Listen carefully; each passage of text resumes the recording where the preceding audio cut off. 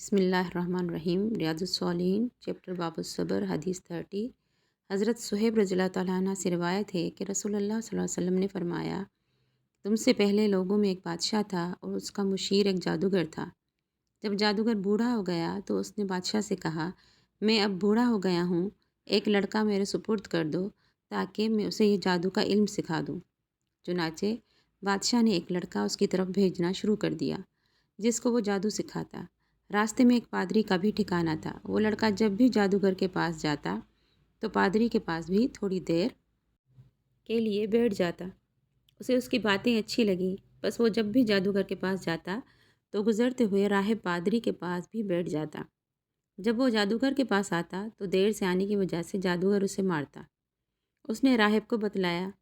راہب نے اس سے کہا کہ جب تمہیں جادوگر مار کا ڈر ہو تو کہہ دیا کرو کہ مجھے میرے گھر والوں نے روک لیا تھا، اور جب گھر والوں سے ڈر ہو تو کہہ دیا کرو کہ جادوگر نے مجھے روک لیا تھا۔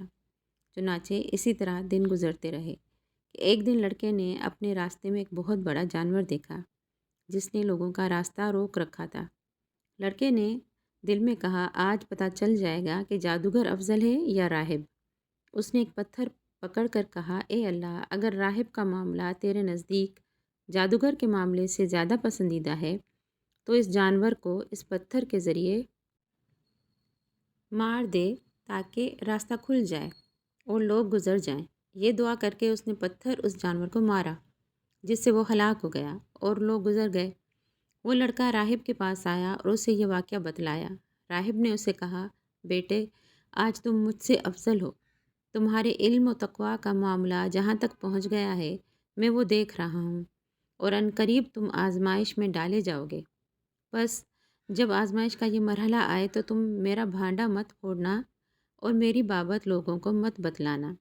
اور یہ لڑکا مادرزاد اندھے اور کوڑھی کو اللہ کے حکم سے درست کر دیتا تھا اور دیگر تمام بیماریوں کا علاج کرتا۔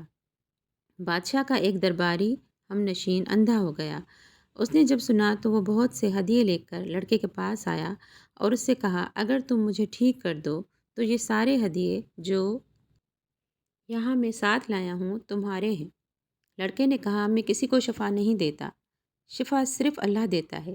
اگر تم اللہ پر ایمان لے آؤ تو میں اللہ سے دعا کروں گا، بس وہ تمہیں شفا عطا فرما دے گا۔ چنانچہ وہ اللہ پر ایمان لے آیا اور اللہ نے اسے شفا عطا فرما دی۔ وہ ٹھیک ہونے کے بعد بادشاہ کے پاس آیا اور اس کے پاس اس طرح بیٹھ گیا جیسے وہ بیٹھا کرتا تھا۔ بادشاہ نے اسے دیکھا تو پوچھا، تیری بینائی کس نے بحال کر دی؟ اس نے کہا، میرے رب نے۔ بادشاہ نے کہا، کیا میرے علاوہ تیرا کوئی اور رب ہے؟ اس نے کہا، میرا اور تیرا رب صرف ایک اللہ ہے۔ بادشاہ نے اسے گرفتار کر لیا اور اس کو سزا دیتا رہا حتیٰ کہ اس نے لڑکے کا پتہ بتلا دیا۔ چنانچہ لڑکے کو بادشاہ کی خدمت میں لایا گیا۔ بادشاہ نے اسے کہا، تیرے جادو کا کمال اس حد تک پہنچ گیا ہے کہ تو مادرزاد اندھے اور کوڑھی کو درست کر دیتا ہے اور بھی فلاں فلاں کام کر لیتا ہے۔ لڑکے نے کہا، میں کسی کو شفا نہیں دیتا، شفا دینے والا صرف اللہ ہے۔ بادشاہ نے اسے بھی گرفتار کر لیا اور اسے سزا دیتا رہا حتیٰ کہ اس نے راہب کا پتہ بتلا دیا۔ بس راہب کو پیش کیا گیا۔ راہب سے کہا گیا، تم اپنے دین سے پھر جاؤ۔ اس نے انکار کر دیا۔ بادشاہ نے آرا منگوایا اور اس آرے کو اس کے سر کے عین درمیان مانگ والے مقام پر رکھ دیا گیا اور اس کے سر کو چیر دیا یہاں تک کہ اس کے سر کے 2 حصے ہو گئے۔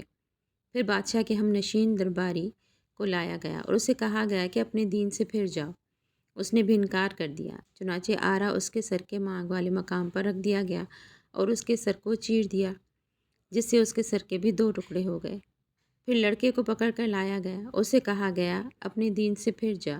اس نے اس کے انکار کر دیا۔ بادشاہ نے اسے اپنے چند خاص آدمیوں کے سپرد کر دیا اور کہا کہ اسے فلاں فلاں پہاڑ پر لے جاؤ، اس پر اسے چڑھاؤ۔ جب تم اس کی چوٹی پر پہنچ جاؤ تو اس سے اس کے دین کے بابت پوچھو۔ اگر یہ اپنے دین سے پھر جائے تو ٹھیک ہے، ورنہ اسے وہاں سے نیچے پھینک دو۔ چنانچہ وہ اسے لے گئے اور اسے پہاڑ پر لے کر چڑھے تو لڑکے نے دعا کی، اے اللہ، تو ان کے مقابلے میں جیسے تو چاہے مجھے کافی ہو جا۔ چنانچہ پہاڑ لرزا جس سے سب نیچے گر گئے۔ لڑکا بادشاہ کے پاس آ گیا۔ بادشاہ نے اس سے پوچھا، تیرے ساتھیوں نے کیا کیا؟ یعنی کیا انہوں نے تجھے پہاڑ کی چوٹی سے نیچے گرایا؟ لڑکے نے کہا ان کے مقابلے میں اللہ تعالیٰ مجھے کافی ہو گیا۔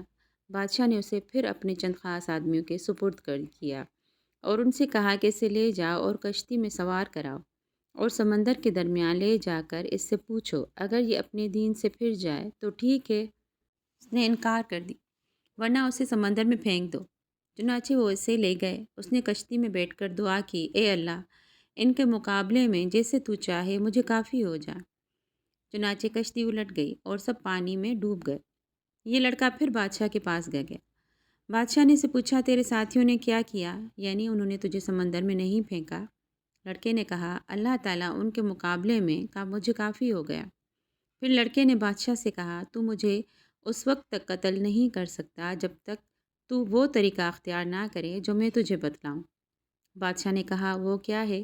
اس نے کہا، تو ایک کھلے میدان میں لوگوں کو جمع کر اور مجھے سولی دینے کے لیے ایک تنے پر چڑھا، پھر میرے ترکش سے ایک تیر لے کر اسے کمان کے چلے پر رکھ، پھر یہ الفاظ پڑھ کہ اللہ کے نام سے جو اس لڑکے کا رب ہے، مجھے تیر مار۔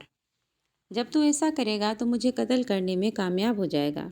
چنانچہ بادشاہ نے لوگوں کو ایک میدان میں جمع کیا، اسے سولی دینے کے لیے لکڑی کے ایک تنے پر چڑھا دیا، پھر اس کے ترکش سے ایک تیر لے کر اس کے کمان کے چلے پر رکھا اور کہا، بسم اللہ رب الغلام، اللہ کے نام سے جو اس لڑکے کا رب ہے، اور تیر پھینکا۔